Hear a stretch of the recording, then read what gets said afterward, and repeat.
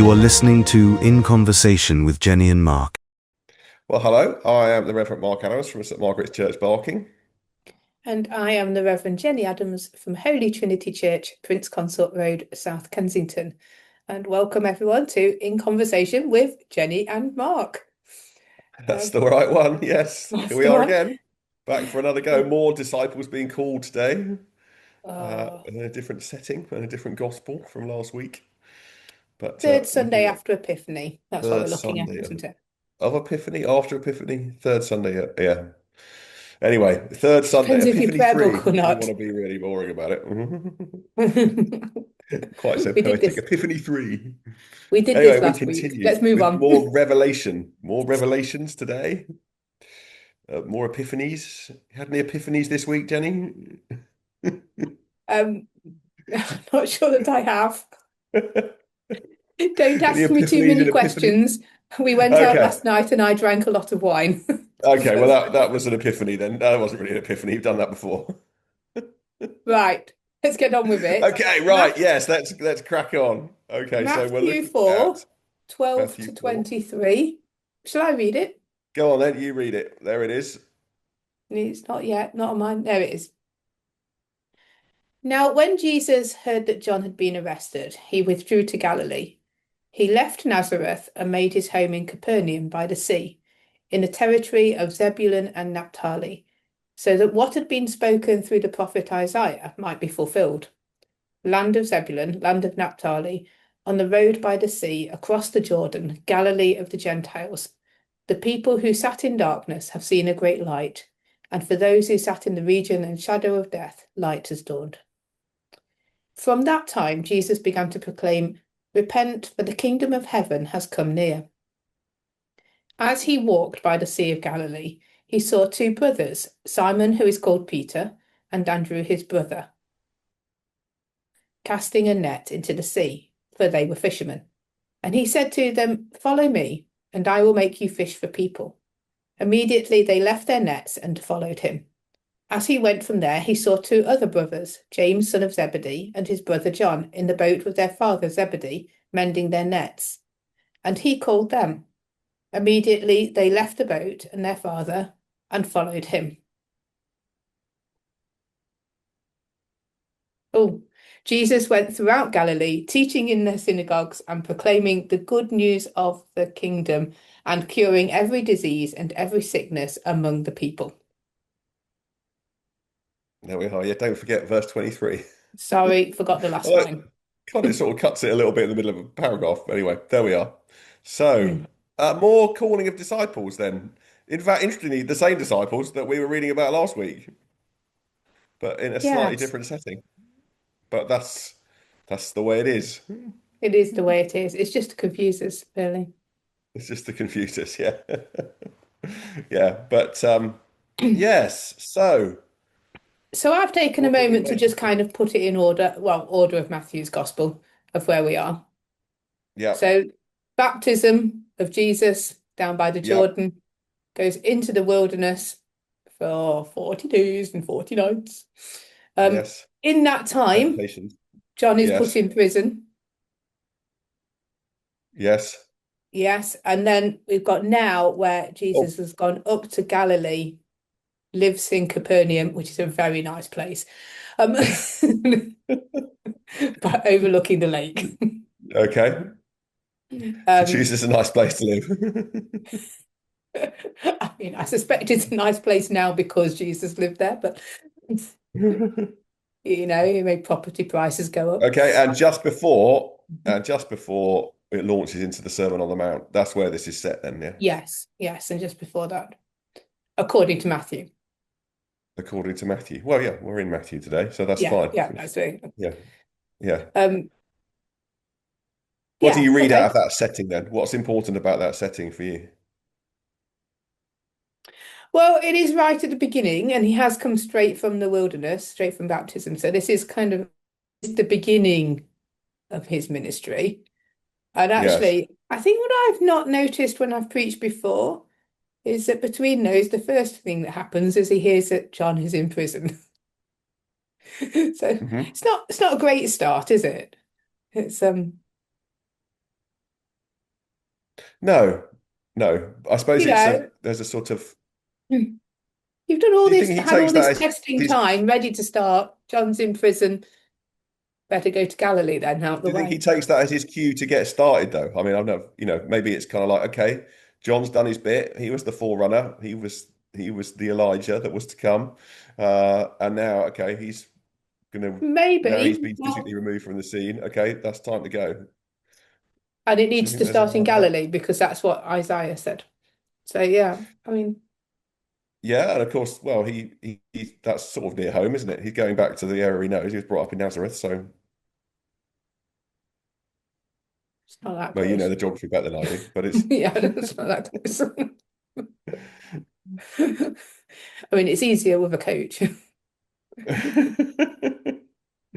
So, okay, so John is arrested and withdraws from the scene. Maybe Jesus takes Mhm. that as his cue. Maybe he reads that as a sign that he needs to get started. He's moved to Capernaum, and I love the way that Matthew kind of then brings in this passage from Isaiah, doesn't it? Again, if you're thinking about epiphanies and revelation, that's the people who sat in darkness have seen a great light. I mean, it feels kind of Christmassy in a way, doesn't it? Because that's a sort of Christmas passage that we use as well. Though we still are in the season of Christmas, of course. Yeah, So, I love the fact that you said I love that, and I kind of thought, oh, it's always quite frustrating when they have to keep reciting bits of Isaiah in the middle of the story. It's just like, yeah. Excuse me. Um, yeah, he's always having to prove things, doesn't he? It's like just say as Isaiah said, and just keep moving on. It's not have to keep well, he reciting obviously one. wants to make the point that this is a fulfillment of the prophecy and something new is happening.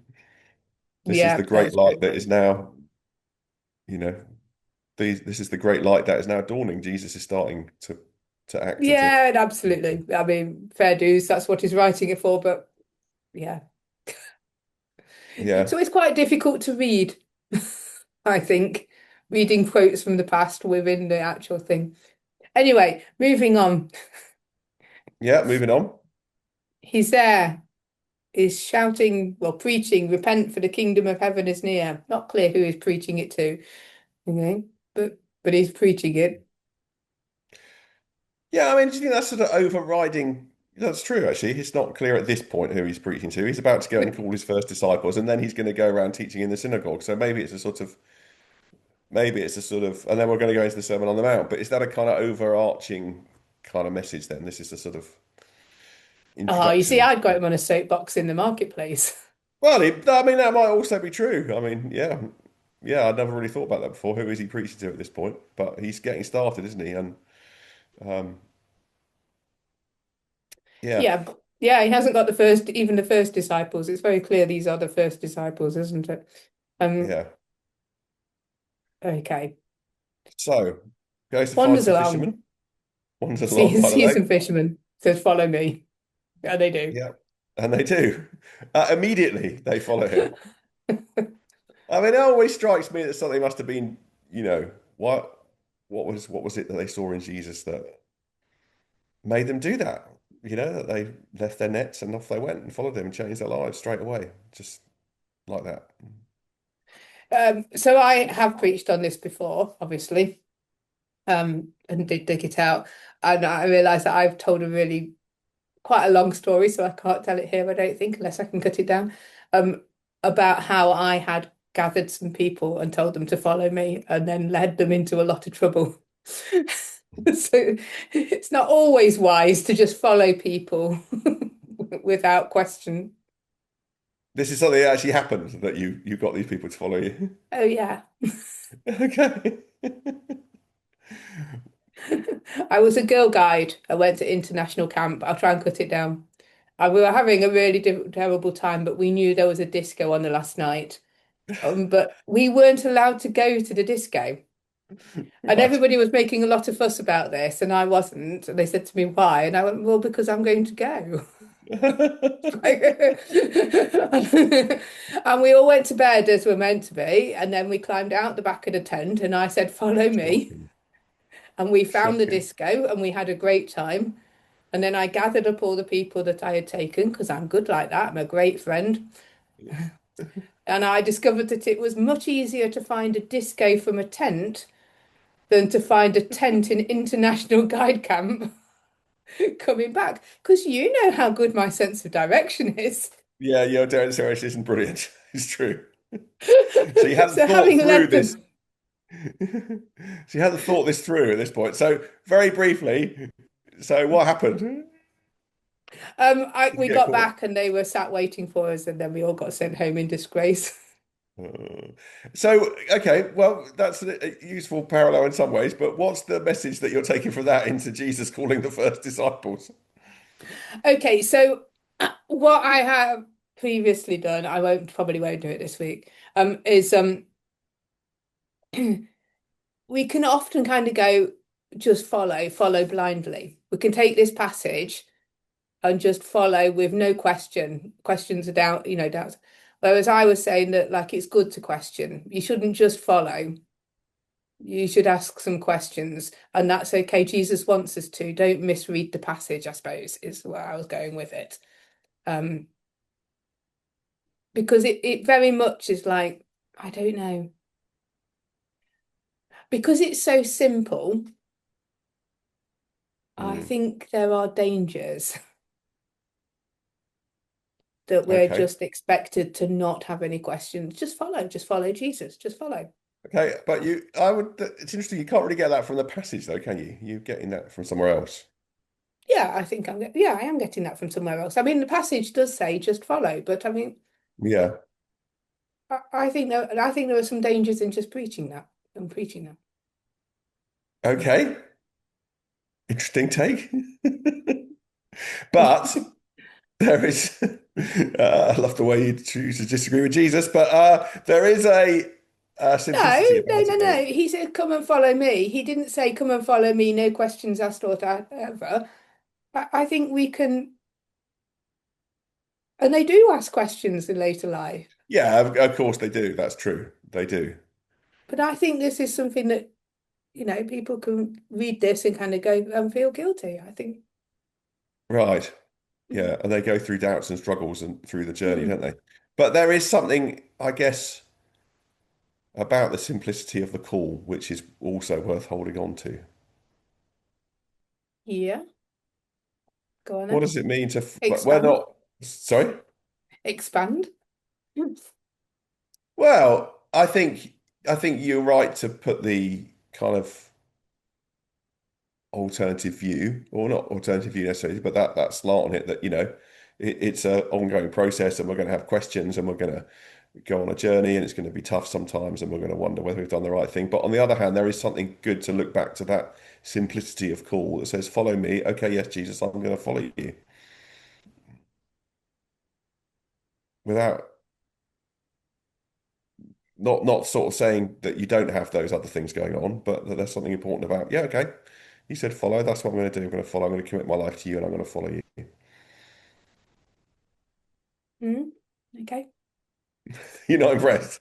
You got quiet. I know it's getting quiet. It's like, well, okay, I'm not. Um, it reminds me too much of altar calls, and I find them uncomfortable. Okay, I think that's what it is. right. But okay, again, that's reading something into the passages, isn't there? No, but it still taps into something that I and lots of people will have experienced. Yes, I've experienced that too. I even have responded to one or two on occasions. Um, yes, and it's sounded simple, and it isn't simple.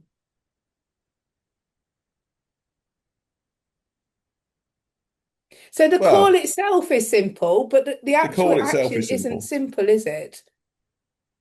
And we No, can simplify what he's actually asking of us there. the task of following Jesus will turn your life upside down. That's true.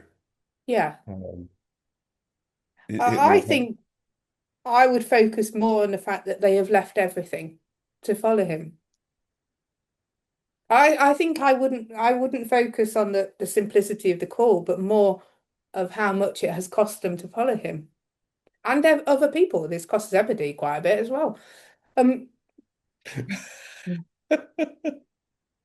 Okay, so what are you going to take out? What's the message from that then? It is It is costly. going to It is cost you. sacrificial. It takes, as you say, it turns your life upside down.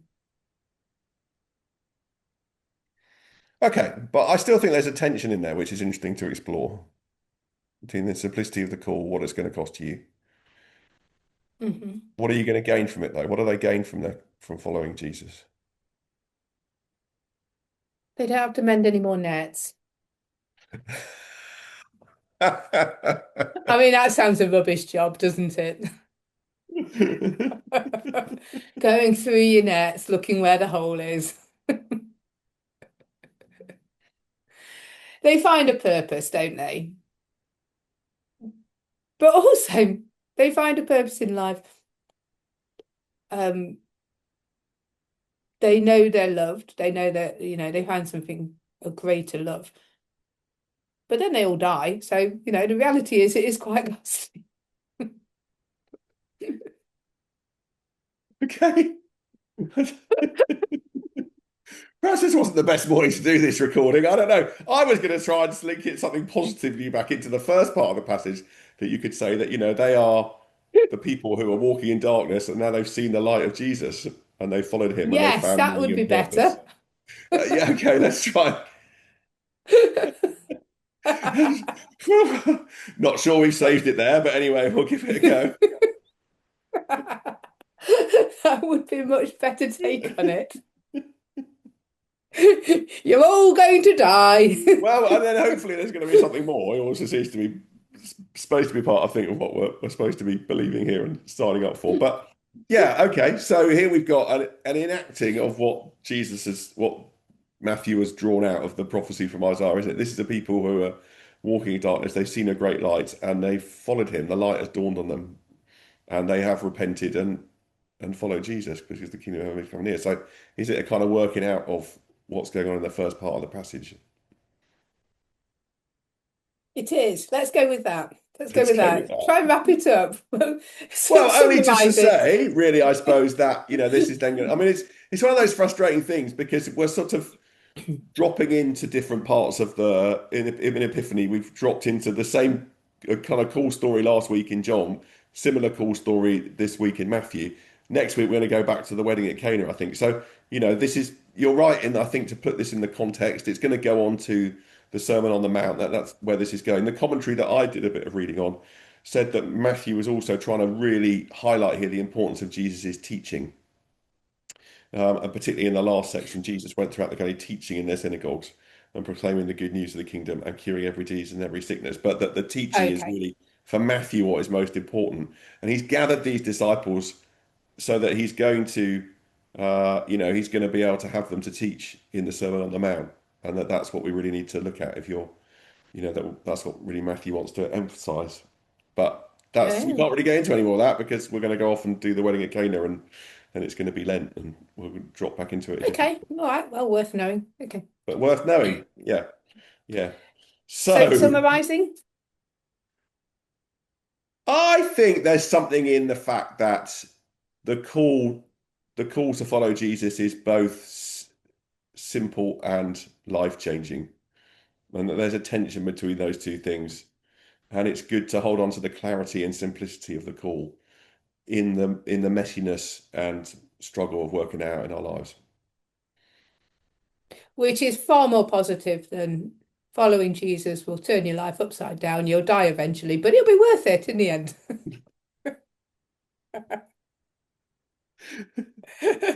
We're all going to die eventually. On that note, We'll be back next week with some cheeriness. Maybe Jennie will feel a little bit more positive about everything next week, or maybe not. Who knows? Thank you for listening if you've got this far. We'll be Take back care. next week. Have a good week, everyone. Cheers. Bye-bye. Bye-bye.